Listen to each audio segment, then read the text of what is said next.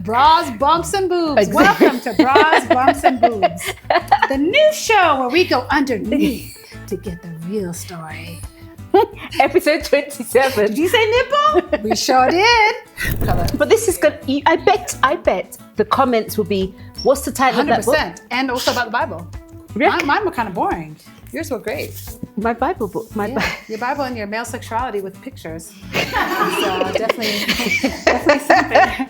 And one of the ladies left and we needed a replacement. Mm-hmm. And because we weren't sure whether we should really embrace her, we used to call her the name of the one that had left for like 3 months. Wow. We didn't even rename her What kind on of the group. psychological warfare are you doing in this book club? So she was called Alison for like 3 months, even though she wasn't Alison. Wicked. Wicked. Welcome to the show where good drinks meet even better conversations. We're mixing up more than just drinks. From sharing life's joys and journeys To stirring up some real talk. we're diving into the heart of the matter. And always having fun along the way. Welcome to Mixing It Up. Welcome back to Mixing It Up, everyone. I'm Lily. And I'm Julie. And we are so happy to have Yes. you here in our quasi living room, our mixing room. Oh, our mixing room. How come we've never called it that before? Our mixing room. It's our mixing room. It's our MR. Mr. No, we're Mister. Mrs. Oh. Anyway, that's not working. Our mixing room. Our mixing room, where we have Yes. been known for mixing up some of the best cocktails, if we do say so ourselves. From all around the world, the chili All ones, around. the whatever Chili ones, we've the had tea jalapenos, ones, the coffee ones. Coffee. We've done coffee a few times. We have a coffee problem. Yeah. But we also like to mix up other things in our real lives. Yes. Julie and I are not just mixologists, amateur mixologists. We are mixers of many things: culture, life, joy, finances, fashion, fun. We're out there. We're out there living. Yep, we are. Yes. And today we're mixing up books. Because we both like to read. You know, contrary to how we might appear, yeah. we are bookworms inside. We're bookish. Call us Mrs. Librarian. Yes, we are both in book clubs. We do a lot of Serious reading. book We clubs. talk about, We do. use language. I even write. I also read your writing. Do you? I do. I go. These episodes have become Julie's chance to confront me On air. on air, live. But yes, we are readers, and Yeah. so we thought we would start doing more episodes about all the things that we like to mix up in our lives. Like we said, life, health, finances, fun, travel, fashion, and today, books. So excited about that. In fact, my book club is celebrating its 15th anniversary this year. Really? Yes. Congratulations. Thank you very much. We're planning a special trip. Oh, that's beautiful. I hope the committee who's planning is planning. Yes. 15 years.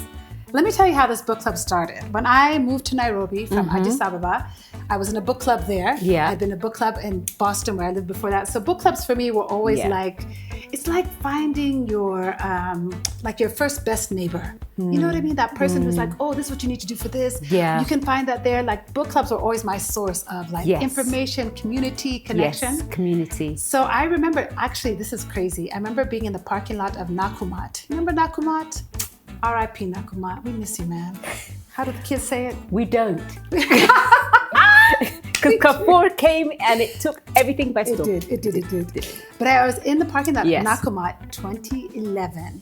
And I saw this lady. I'd seen her a couple other places before. She was familiar to me. Yes. But I couldn't quite place her. But I said, hey, I think we've met before. She's like, yeah, I'm Anita. So we chatted for a bit and I said, do you want to be in a book club? You said to her? I said to her, didn't know her from Adam. And me and Anita are still friends to this day. We are still in touch. It turned out that our sons would end up in the same class. Oh, wow. How beautiful. Yes, and we share book club. So that's how the book club Is started. She in the book club? She's in the book. Well, she's moved. Okay. Sadly, she has moved from Kenya.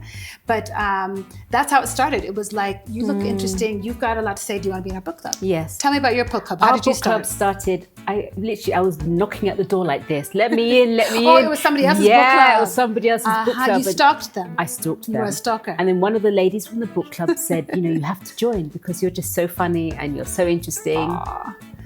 Yeah, okay. And I feel like you walked into your own compliment. Like, I don't know how you did that, but you mixed that in well. You mixed it well. Yes. So then the first book they talked about was, the first book they read, what's that South African comedian? Trevor Noah. Yeah. Born a Crime. Born a Crime. I didn't bring that one, but that's a good book. So that was their first book. And because I joined late, I didn't get to read it with them, even though I read it in anticipation. They didn't let me join. Oh. They had to vet me first. They had to vet you. Oh, this is a serious one. Me, I'm asking people in parking lots. No. Yours is just like, ours, they have to vet us. Give us your KRA pin. Yeah, absolutely. And if you don't read 2 books, you're out. Yeah, we've gotten serious about that recently too. We're very strict. Yeah. And since then, we've closed the doors. We've let nobody else in. Oh, but you were the last. Because they got you and they were like, we cannot handle anything else. So it's a group of 11 women, very strong-minded. Yeah. And one of the ladies left and we needed a replacement. And because we weren't sure whether we should really embrace her, we used to call her the name of the one that had left for like 3 months. We didn't even rename her on the group. What kind of psychological warfare are you doing in this book club? So she was called Alison for like 3 months, even though she wasn't Alison. Wicked. Yeah. We need to have your book club on the show. I need to learn more about you. And then eventually we were like, we want you to be part of us. And then we renamed her Madhoni, who you met. God, I met Madhoni. She's lovely. Madhoni, but text me if you need help. Because, I mean, do you guys require like tattoos for membership? Are there fees? Because this is way more intense than I've ever heard. It's very intense. You've got to host. You've got to do well. Yeah, you've got to host. pick a good book choice. See, that's where I think a lot of book clubs have a hard time. Is who picks? How do you pick? We've done so many methods. And this last year, we did like a lot of voting. And everyone's like, we're tired of democracy. Everybody, you pick a book and you host it that month. Yes. And you are responsible. Is that not how it works? We have done so many things. One year we want to do only African authors. We don't want to read anybody else. So you only can nominate the book and then we voted. So the top vote getters got, Another time we did it by genre. Every month was a different genre. Memoir, nonfiction, fiction, Yeah. So then we nominated and then we voted, but every month was a different genre. But then the effort that somebody then has to put in order to bring your book. We have a secretary, #Alicia. We love you. And my friend Danica also kind of serves as her deputy secretary. And they're very serious. Government, constitution. We're a government. You're a dictatorship. You're like a... No, you're a cult. We're a cult. There's a group that I know of. There is a dictator. He picks every book. No, and people are like, yes, master. Yes. He picks what they're going to read, where they're going to meet, and when. Are they okay? Yeah. And they follow. What? And the books are those, Is it Idris Elba? Like, why are they following this dude? Those dense books whereby you're sort of page 4010. I have one of those. It's one of my favorites that we'll talk about shortly. Oh my God. I can't. If it's more than 6 hours, I'm switching off. Well, that's the other thing, right? Is all the audiobooks. I also love, this is 665. We're going to talk about this book in a minute. It's so good. So good. But yeah, are you audiobook more than hard copy? Always. Yeah. Always? Yeah, always. I used to do when my eyes were better, but since when you were young? Now I do everything on Audible because I like to multitask. I like to do multiple things at the same time, mixing things up. And reading and doing stuff. Yeah. This book is one of my first books that I ever remember really reading and enjoying. And it's since been banned in many countries. Has it really? Yeah. They said it's sort of psychologically disturbing for young people. Man. It's Max, I love this book. Yeah, Where the Wild Things Are. Yeah. My son Silas It talks about rebellion. It talks about... actually. Non-binary relationships. That's how they've sort of described the different animals. That's wild to me. But also, if it is fantastic, let a book be received by every and any audience. But it's wait a minute, what's in there? I know. I just realized that there's a card. Oh, that's so sweet. Happy birthday, Mummy, from Imogen, Jeremiah, and Joel. That's so sweet. So you do use bookmarks. I do.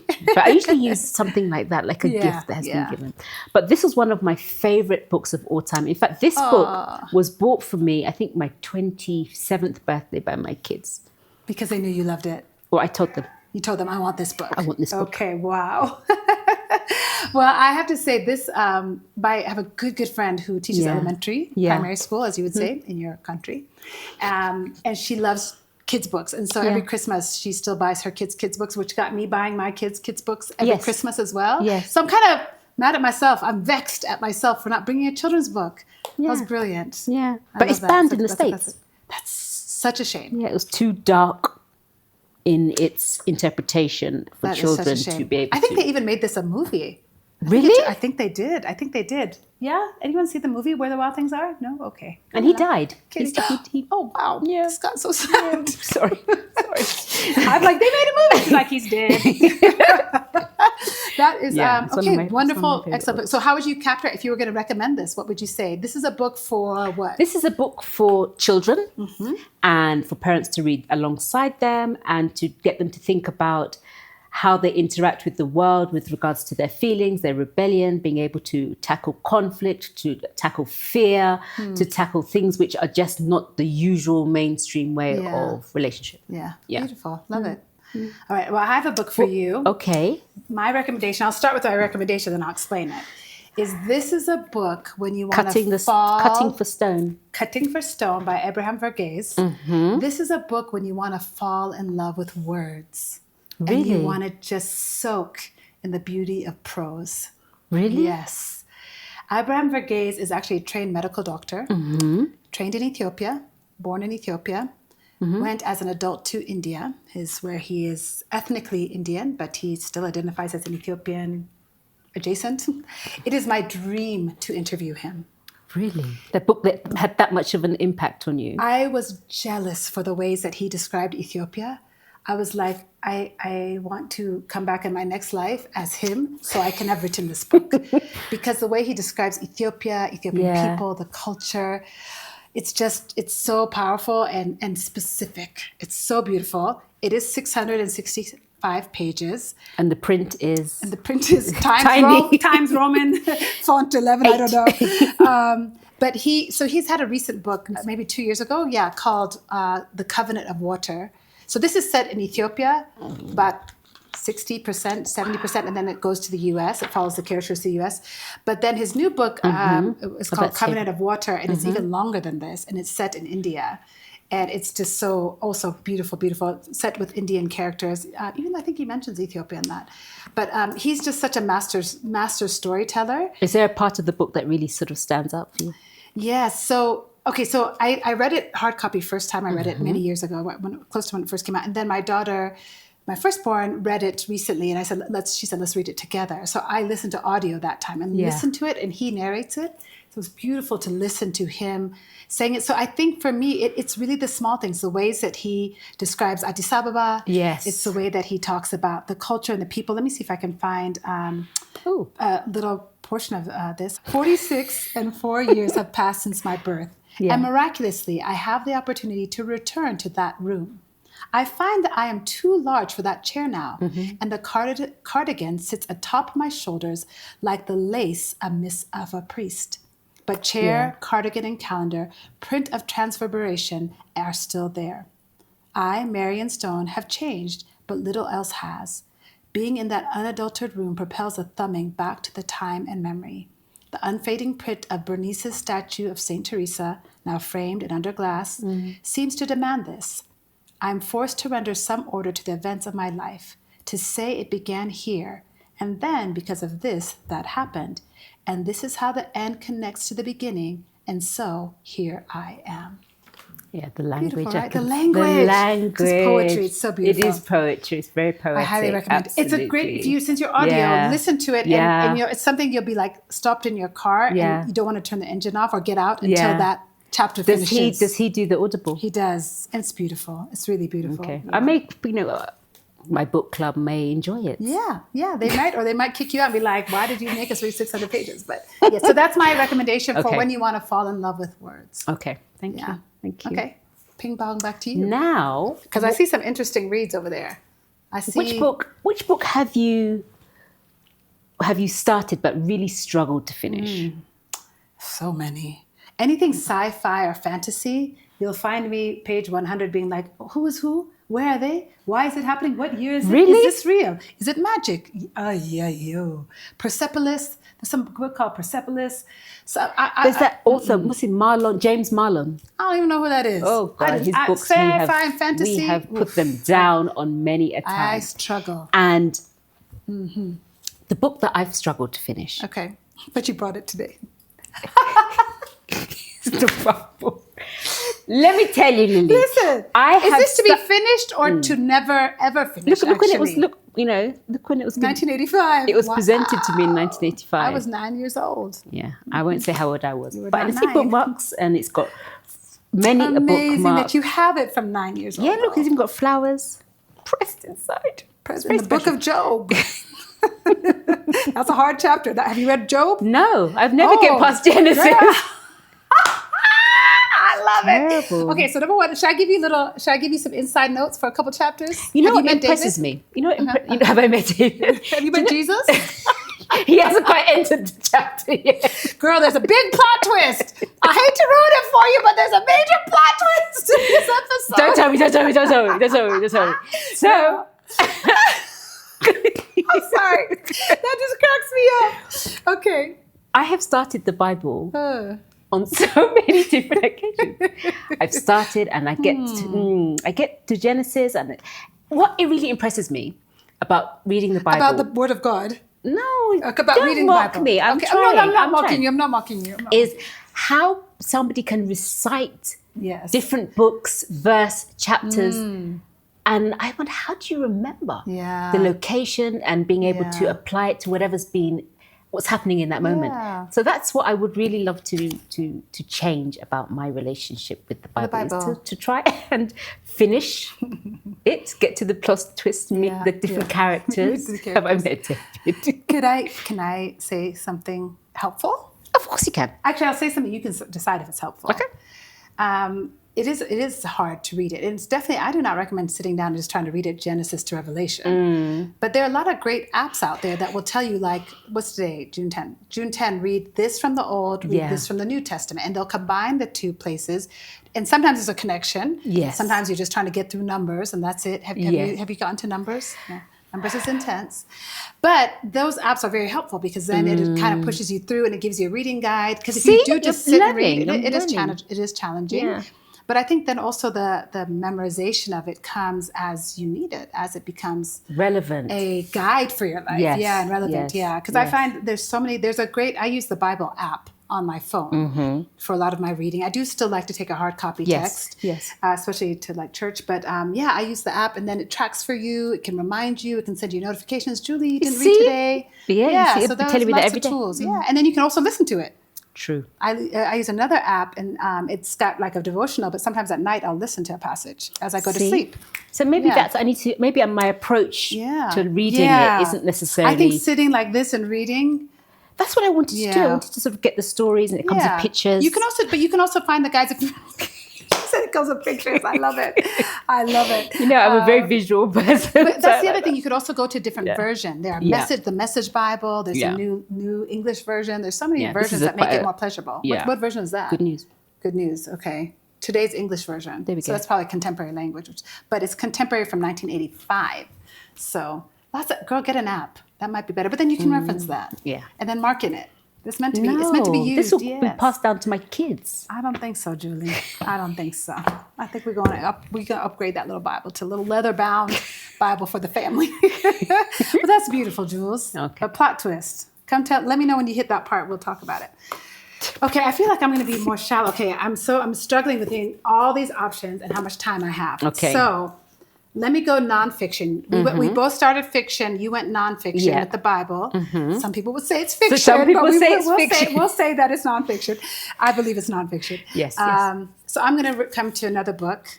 Interestingly, we have a lot of male authors, which is troubling me a little bit. I want to have some less male authors. But okay, let me do two then. Okay, so Ta-Nehisi Coates, do you know him? Nope.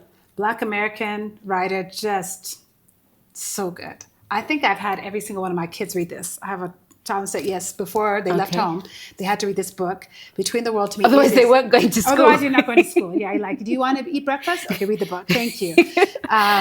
We also have a little book cult in our family. So this book is a letter from him to his son before his son goes to college. Oh, beautiful. And it's about what happened between him and the world. And he talks about being Black in the United States, all the history that informs that, all the pride, the beauty, the culture, the strength. You love language. Look at you. Girl. You're just like, woo. I do. I get like sucking it up. Let me tell you, my husband is cute, but that man can put together some words. That's when I realized he's smart, I was like, oh yeah, I want you. Cute. I want you. I just think being able to put into words what I have felt or help me understand myself. That's what Ta-Nehisi Coates good. So this is a book I would say, if you want to get to know yourself as a Black person in the world, read this book. Because even if you're not a Black American, the way he talks about our history, the way he talks about the importance of culture. And it's not a big book. It's not a big book. It's not a big book. And it's a letter to his son. Yeah, beautiful. So he talks about like the mistakes he's made as a father and things he wish he'd done different. And it's also got pictures. I love a photo. Oh, I love a photo. But I do too. Yeah. He's just a master. And he's written fiction. He's written mostly nonfiction, but he's an important voice, I think, for any political dialogue and especially anything around the culture. So Ta-Nehisi Coates, when you want to understand yourself, and just quickly, so we don't end this episode without a female, Bell Hooks. Do you know Bell Hooks? No. She is another Black American feminist, abolitionist writer. Look, shout out Cheche Books. I got to say Cheche Books, one of our favorite local places. Yeah. This is a collection of some of her writings, some of her essays. I don't think you can understand the worth of women fully until you've read Bell Hooks. Really? Yeah. I think she puts an exclamation point at the end of our name. Really? Yeah. But she's not in one sitting read it. Okay. She's in doses. This is like a little bit of this, a little bit of that. Okay. She writes about every topic, but from the lens of a Black feminist writer. She definitely encompasses queer language and community and the way she positions identities. So she's a powerful writer, Definitely worth getting. 100%. And you can get it at Cheche. You get it at Cheche. Yeah. Well, I think thinking of, I know I've got so many books here, but... Me too. I'm wondering about that one. Which one? The New Male Sexuality? Yeah, that looks like a college textbook. I had to come with books to do with my work. Oh my. See, male and female. Becoming orgasmic. And it's on the Bible.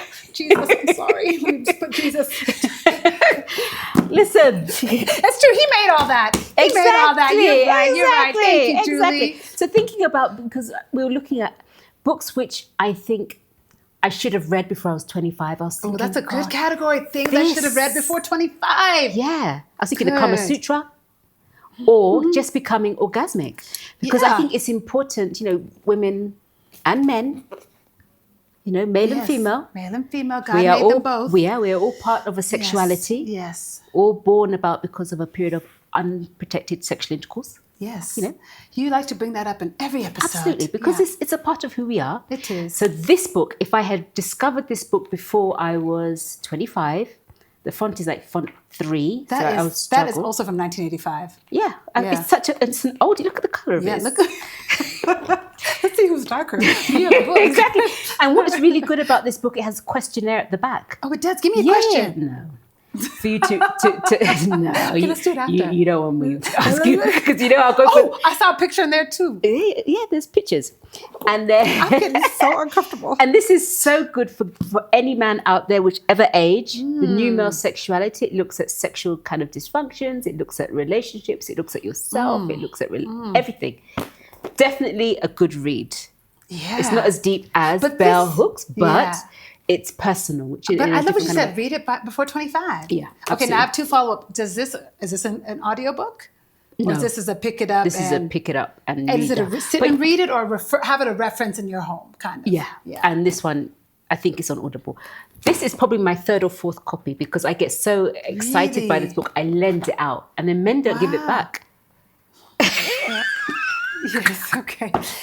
Okay, but give it back. I have another question for you, though. Yes. Because there is so much on the internet. Yes. We're talking about how but we love this is factual. books. This is... But I know, but you could get this on the internet. So what makes having it as a book so valuable? That's what I want to say. Because it's important, I think, for for whether it's male or female, to understand yourself in a way that you can, as you said, make your corrections, read things, see the pictures, see the diet. Just you need it in a tangible form. Yeah, absolutely. Okay. There are some books which not on a screen, but something you can sit there with and be like, and also mess up your algorithm. Look at that title, On the Road to Better Sex. And for a young man who is starting out and trying to understand his body and his sexuality, getting your mind on your side. It's the chapters are that's a good title. Getting your mind on your side. Absolutely, it's so important. Okay, I want that. I want that for myself. I want that for my friends. I want that for my children. So I can gift you a copy for your house. Yeah, sure. Yes. Thank you for joining us. I'm just kidding. On the last episode. No, Julie, you always come with good practical advice. The more we can reduce shame around sexuality, the better. The more we can. We need to make it comfortable conversation. Absolutely. My goodness, we'd probably be a healthier people, culture, society with it. Yeah. If we normalize the discussions. Oof, that was a good one. Yeah. All right, so I'm going to give one more last recommendation on my side, which is a book to read if you want to appreciate life and all that entails. Beautiful. So my dearest friend, Donna Kamarhatzion, has just written her first debut novel, Born at the End of the World. It is a story of her family who were freedom fighters for Eritrea. And as an Ethiopian, I found this enlightening. She and I have had a lot of great conversations about our points of view on history. I think that we need to create more space for looking at the same facts and having differing takes on it. She and I see some moments of Ethiopian and Eritrean history differently. But the story really is about the power of love, the power of her, beautiful based family. on her parents. Family. Have I given you this book yet? No. Here you go. Books that you want to give as gifts. Born at the End of the World. It is a beautiful story of love and power and courage. And I can see you've written all over the insides of it. So. Sorry, but then you'll know. Oh, maybe I can't give you this one. This might have been the one that she signed for me. Is that what she signed? This might have been because I had a couple copies. Yeah, I did write all of in this one. Oh, yeah. Good job, Don. Good job, Donnie. Yay. I've underlined so many parts. Oh, but then that's okay because then that will, because I'll never see Can I read it this again. one part? Okay, sorry, I'm a reader. Can you teach? Okay, done. Okay, so this is about her mom giving birth to her. So this is a real story. Oh, yeah, this is a real story. Even though it's fiction, it's based on that. Push, Elin. I see the head. The baby is coming. With the burning came an urgent pressure at the bottom of her pelvis. Push, Elin. She heard from somewhere in the room. Your baby is almost out. Elin fought the dizziness, threatening to knock her out, and pushed. Wow. She pushed against the voice of the soldier who found her the newsletter. Look what I found. She pushed against the fear that Gurmai was dead. It's not mine, it's Gurmai's. She pushed against her anger, against the dark future ahead of her. We made something beautiful together. She pushed until a tiny, fragile cry rang out in the cell. Beautiful. It's a girl. Beautiful. Born at the End of the World. You guys got to read it. Yeah. So good. Yeah. So that's my book that you want to gift and gift again. And support your local writers. Yeah, absolutely. Yeah. It's important. Jules, you have one more you want to knock us out with? Books that also changed and my just say it, girl. I see you're trying to edit in real time. Just say it. Just say it. I love this book.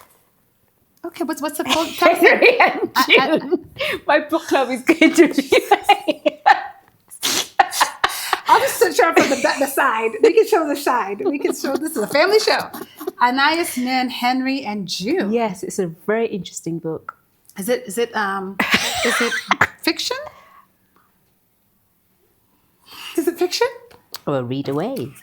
Girl, yes, I'm going to snatch the book. When Anais Nin met the writer Henry Miller, a man she thought was an intellectual giant, and his beautiful wife, June Mansfield, her life was plunged into emotional and sexual turmoil. Her passionate involvement with both of them, which contrasted profoundly with her attachment to her husband Hugo, led to an inner conflict she was unable to resolve without help. All right. Henry and June, I want to put Jesus just a little bit here. In the center. Yeah. But what I find is interesting about our choice and our genres. Our genres, yes. Yeah, we have a very different... But even though they are very kind of sex heavy, it's about... It's being able to talk about yourself and what this... completely. It's an interesting book. We read it as book club. We talked about it for hours, and we didn't even talk about what you're reading at the back. It's a modern day. It's a modern classic. It's one of the first erotica books that came out. Really? In the 1970s. In the 1970s. Girl, that's a throwback. It is almost like the Bible. So to find, it's a throwback. So to find this on Audible, you will not. Yeah. And to get a copy took me months. I think this came from the depths of Australia. But I love what you said about the books that take your book club conversation from just, I liked it, I didn't like it, the author was interesting, to your life. Absolutely. This did that to our book club. It really did. Yeah, that's what we were looking for. We're looking for that connection. Yeah, meaning. Yeah, and meaning, absolutely. All right, I might... We'll see. If y'all see me on the planes opening up this book. Henry and Julie. Let me know. Jules, this was fun. A lot of mixing, a lot of mixing left to do, I think, my friend. Yeah. I can't wait to see what we'll do next. We have to do this again. Yeah. All righty, honey. See you there. Take care. Bye. Bye. Love ya. You forgot to say you love me. Love ya. Love you. We nailed it. This is getting better and better. Yeah. No, that's like a square. Jesus. There we go. Yes. Lord, is it okay? Lord, how did we do? The main character is coming. Thank you. Thank you for sharing your books with me today. Thank you for sharing your life with me. Okay. So, what's your ting, madame? We have a new way we want to close out the show. That's true, we do. Yeah. My ting. No. What's your ting? So, those of you who know Julie and I know that we are bilingual. Both of us. I speak Amharic and English. And I speak English and English. She speaks English and English. On Friday, I'm going to start learning Kikuyu. I'm going to my first ever Kikuyu class for the next 3 months. So by December, report back. Hey, I cannot wait. I cannot wait. I cannot wait. I can't wait for that teacher to meet you. This teacher is going to be like, I need to charge you more. I need to double my rate. The lessons are free. Not after the first class. It's not going to be free. I have a feeling they're about to be like this. So I start my lessons in Kikuyu. So that's my ting. That's awesome. That this week I'm working my way towards learning a language. I'm very lazy with languages. It's hard. I only speak one. Yeah. But by the end of this year, I will speak. That's right, girl. And Kikuyu, tato. Oh. Yes, me and my Kikuyu brother, they were my first friends when in university. Were Kikuyu. Oh, no, I'm thinking of the couple here that are good friends of yours. But they're the other ones too. Ruth and Kenny and Liz, So they taught me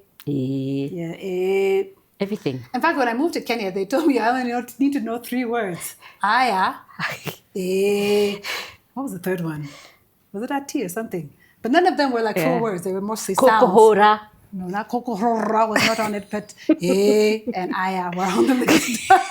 But I am so excited for you. That's amazing. What's your thing? So, I wanted a new way to change the show up, to wrap up the show. So I was thinking about Lauryn Hill, that thing. And, the whole chorus is like, girl, you better watch out. Some guys are only about. And then she flips it, right? Guys, you better watch out. Girl, please, give me mercy. I just want mercy. That's my thing. So I was like, what is that thing for me that I'm watching out about? Because especially it's mid-year and all that stuff. And you know what my big thing is? This is going to sound so small. My heart, I'm trying to keep my heart more open. Remember I was saying I get onto planes and I judge people if they're not whatever? I realize I judge a lot, Julie. I'm becoming that auntie who has an opinion about everybody. So the thing is, I want to have an open heart and stop judging so much. Okay. But the only one who will know if that's getting better is probably me. Well, those around you who love you and are honest will tell you, girl, kokohora. Kokohora. What does that mean, by the way? Well, you'll find out. It's like way? No. Does anyone know what kokohora means? Just say it. Yes. Kokohora means I'll beat you. What? That's the first word you're going to learn in Kikuyu. Guys, this teacher's about to fire you. But I was in the gym this morning and the song came on and I was like, I don't like this song. And that's not a good example, but it kind of is. It's like that negative energy. So and I started to turn to the person on the bike next to me and be like, isn't this song the worst? And I was like, why am I spreading negative energy to her? She's just trying to breathe through this last run up the hill. So I kept it to myself. And I said, open heart, open mind. Kokohora. Yes. So that's what it is. That's my thing. That's it. That's you got your ting. Yeah. Can you learn what the word ting is in Kikuyu? I will next time. Bring it back to us next time, and we can have that segment of the show. Yeah. And Amharic, it's nega, or in Tin, nega. I know it sounds bad. That's literally thing. Nega, ya neger siching. Give me that thing. In Amharic. Yeah, neger. Sounds like another word.